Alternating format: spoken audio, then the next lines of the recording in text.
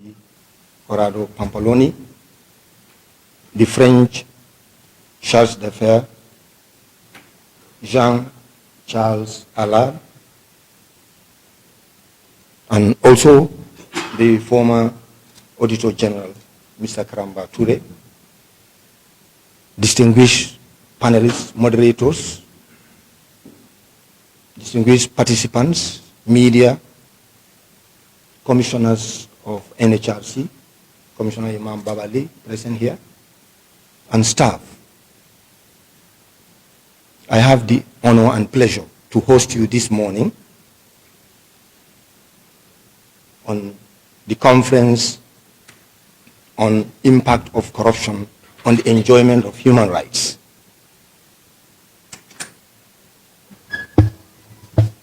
The objective of this conference is to discuss the intersections between corruption and human rights and the effects of corruption on the enjoyment of human rights in the Gambia.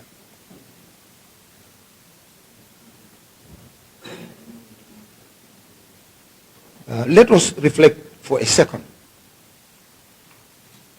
In a situation where corrupt acts of duty bearers, public servants, public officers, civil servants lead to a scarcity or misappropriation of resources to the extent that the state, the government, is unable to provide public services.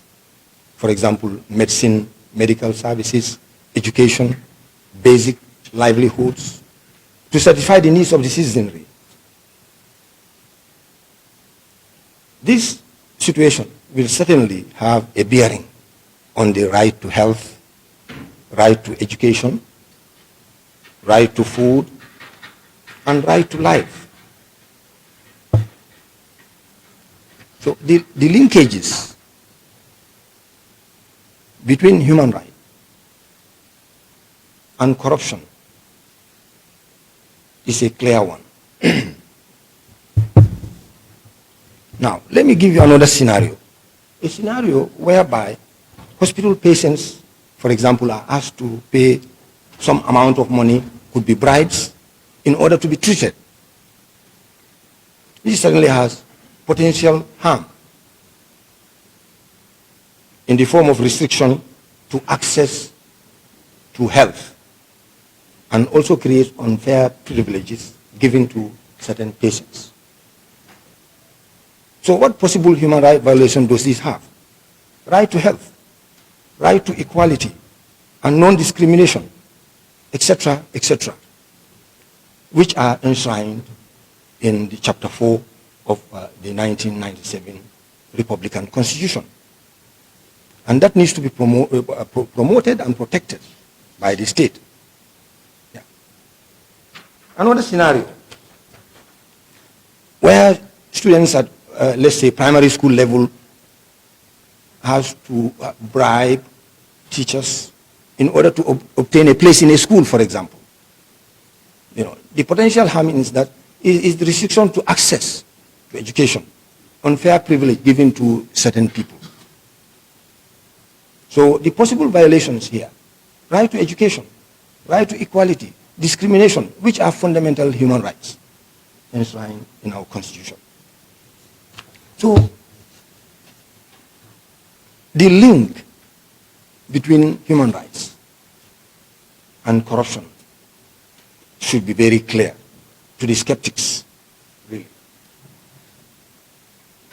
Corruption often is a vicious cycle that violates the rights of all those affected by the corrupt acts and disproportionately affects women, children, the poor, and other vulnerable groups.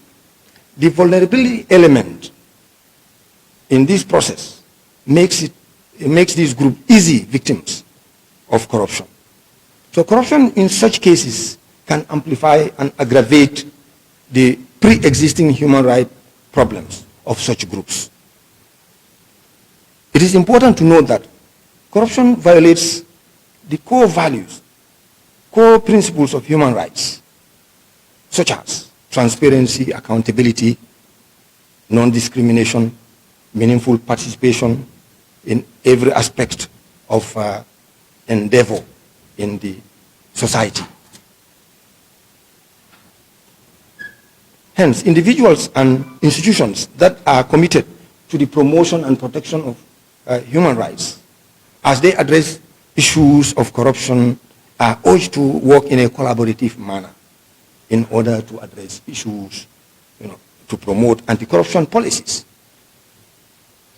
Like our colleague NHRIs, National Human Rights Institutions, across the globe, we are gathered here to discuss the intersection between human rights and corruption. At this juncture, I would now like to call upon the Honorable Vice Chairperson of the National Human Rights Commission, Mrs. Jenna Bajom, to come forward and deliver the welcoming remarks. Thank you. Keba Langfofana, member of the Finance and Public Accounts Committee, National Assembly. Mr. Ali Jallo, the Curator of Interstate Estates, representing the Attorney General and Minister of Justice.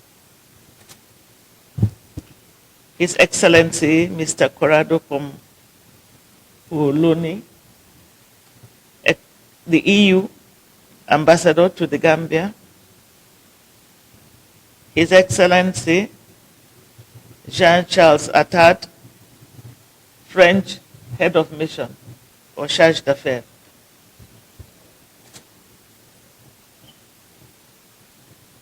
Distinguished participants and moderators, commissioners here present, I recognize Commissioner Imam Babali, the chairperson will join us later. Staff of the NHRC here present, the media, and should I say, representative of a particular IHRD, I'm pointing you out because we always worked closely, and other partners here present, and all other protocols observed.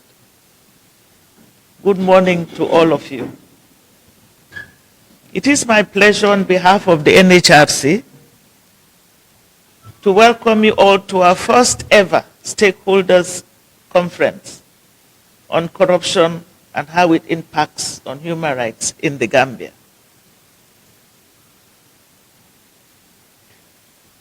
I want to extend our profound appreciation to the French Embassy, and their head of mission is here present in Dakar, for the support in organizing this conference and the continued support you have rendered us through the years in contributing to fulfilling our mandate. When this topic was suggested, the skeptics asked the question, what does NHRC have to do with corruption? Is corruption a human rights issue? Does your mandate cover corruption? We had it all. Those questions will be answered today.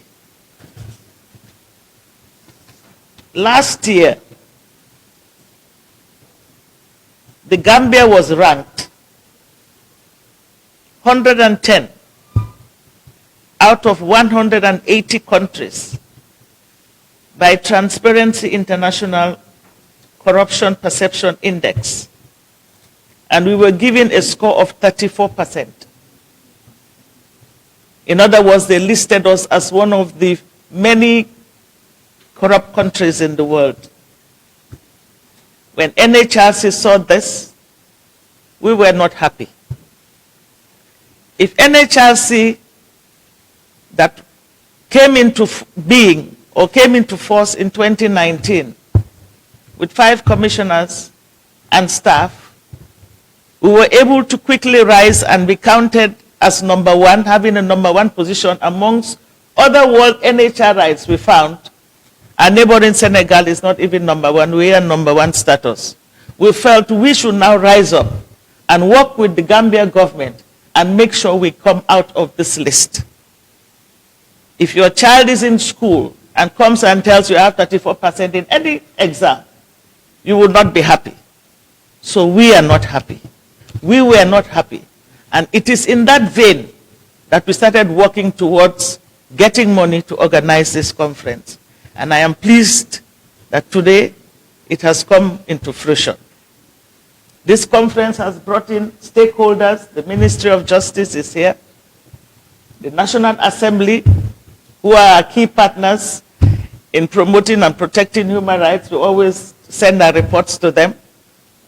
Other partners, we work in NGOs, CSOs, donor embassies. We have 2 here from EU and the French.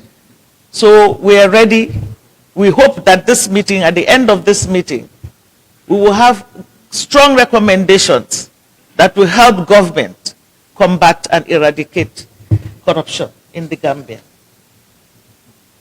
I will just give a few, what is corruption, I picked up along the line when I was reading. One being from Transparency International itself. It said they have termed corruption as the abuse of entrusted power for private gains. Entrusted power for private gains. Navi Pillay, she was the former UN Commissioner for Human Rights. She stated, and I quote, "Corruption is an enormous obstacle to the realization of all human rights, civil, political, economic, social, and cultural, as well as the right to development.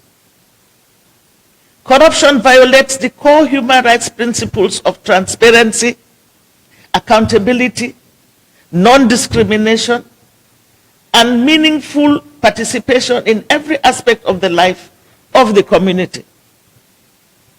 Conversely, these principles, when upheld and implemented, are the most effective means to fight corruption."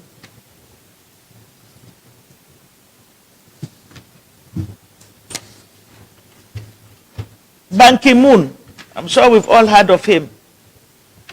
He was also former United Nations Secretary General. He once stated, "Corruption undermines democracy and the rule of law. It leads to violations of human rights, and it erodes public trust in government," which most governments don't want. That is outside the quotation, where you have your own citizens not supporting you anymore because they believe corruption is rife. No government wants that.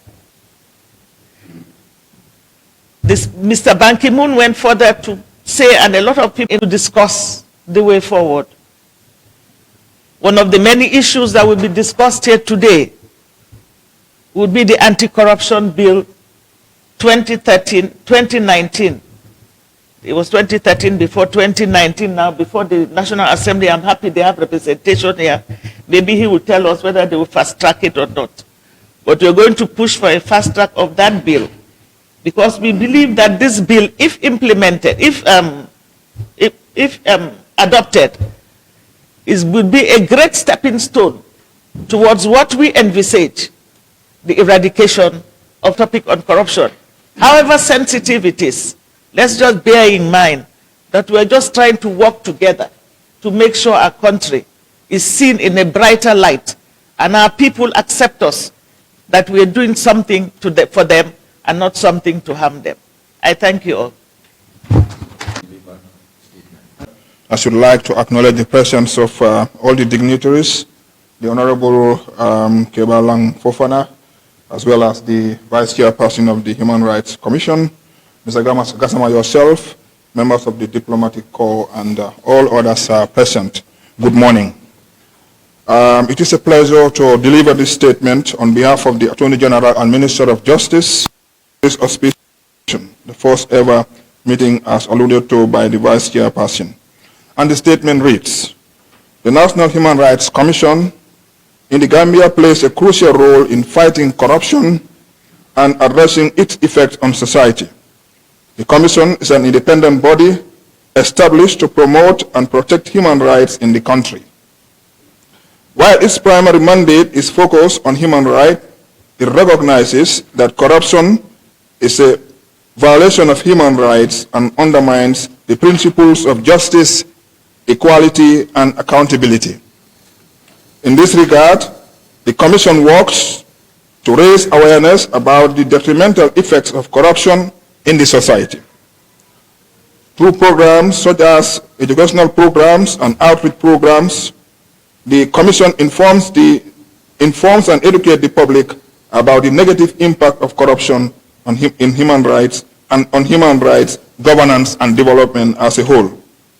It is an open secret that the effects of corruption on society are far-reaching and detrimental. It erodes public trust, undermines the rule of law, and hampers economic development and exacerbates social inequalities. It diverts resources away from essential services such as healthcare and education, and perpetuates poverty and injustice.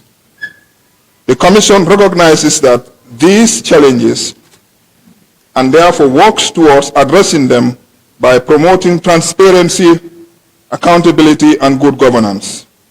By so doing, the Commission contributes to the protection and promotion of human rights, ensuring that individuals can enjoy their rights and live in a just and equitable society.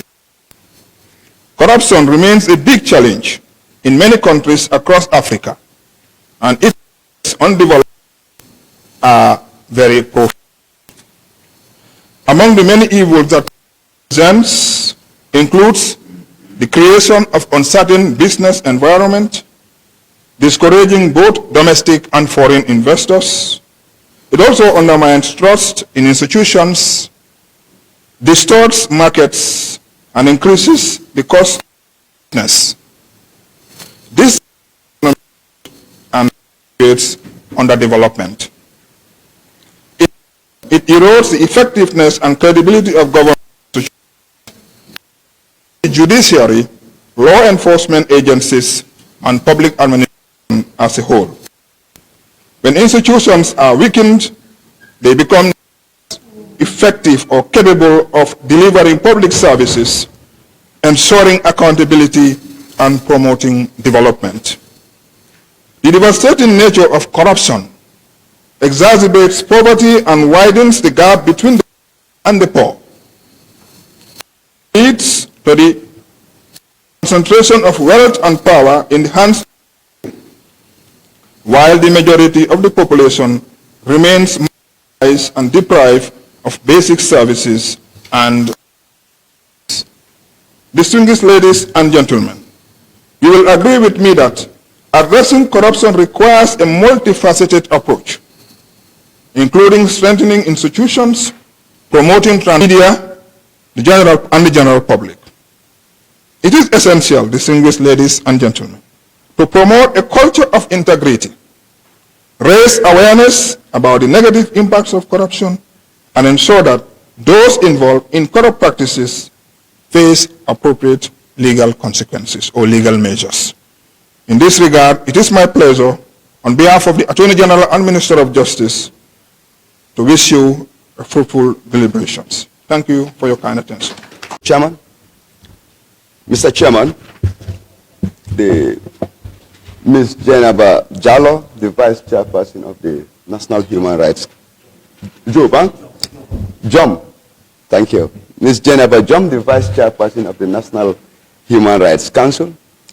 Mr. Aliu Jallo, representing the Attorney General and Minister of Justice. The EU representatives here in present. Mr. Honorable Madi Sise, the Chairperson of the Parliamentary Select Committee on the Constitution and Human Rights. My colleague and good friend, Mr. Karamba Toure, the former Auditor General of the Gambia. The media, distinguished guests, bring to you warm greetings from the National Assembly of the Gambia. I wish to state from the onset that I am grateful for the invitation to be here this morning and a pleasure to speak at this auspicious forum on the theme the impact of corruption on the enjoyment of human rights.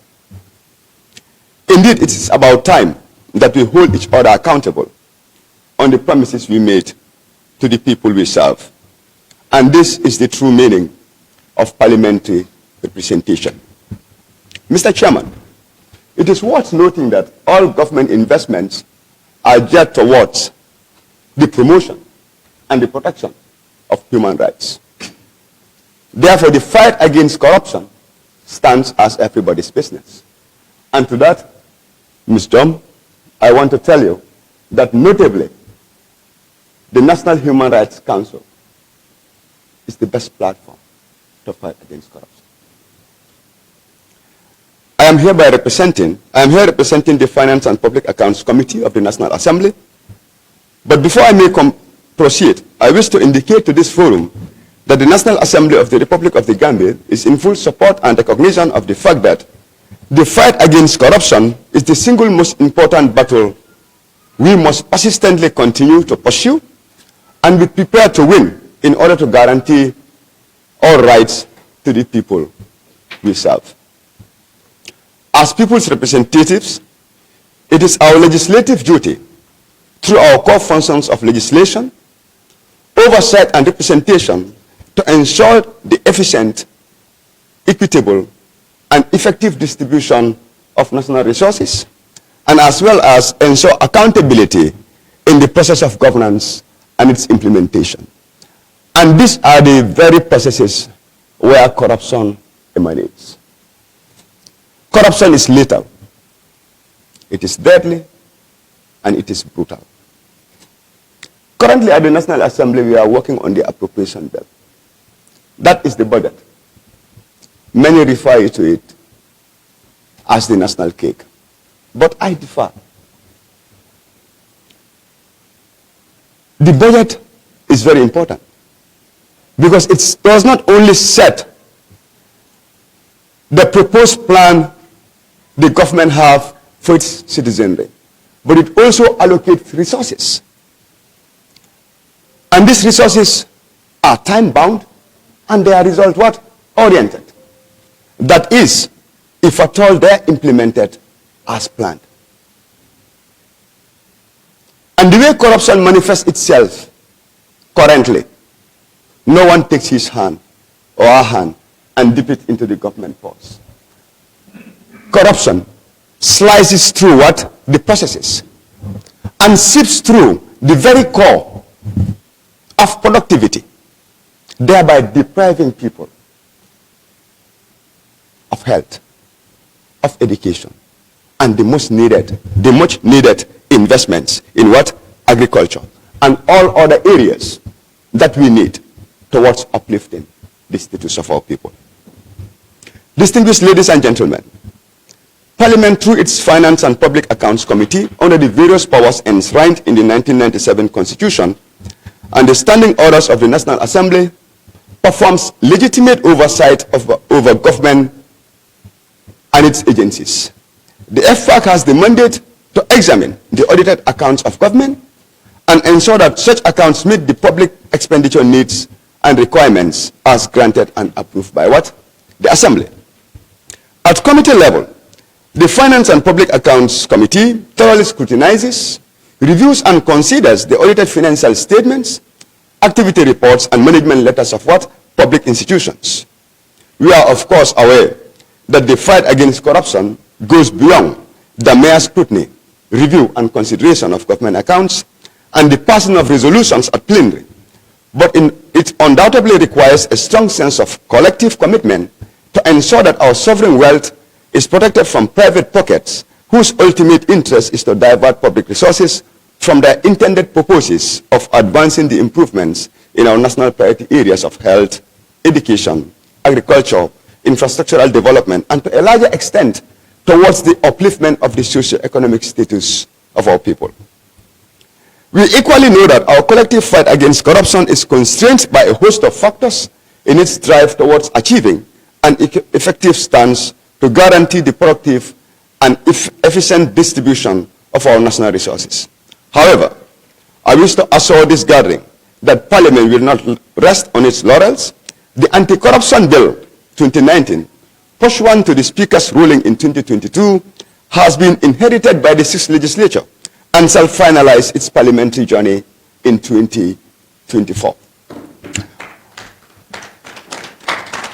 And to a more proactive state, to a more efficient state, once the anti-corruption bill is enacted. As a parliament, we won't rest, we will promulgate it. But the law in itself does not provide the solutions in its entirety.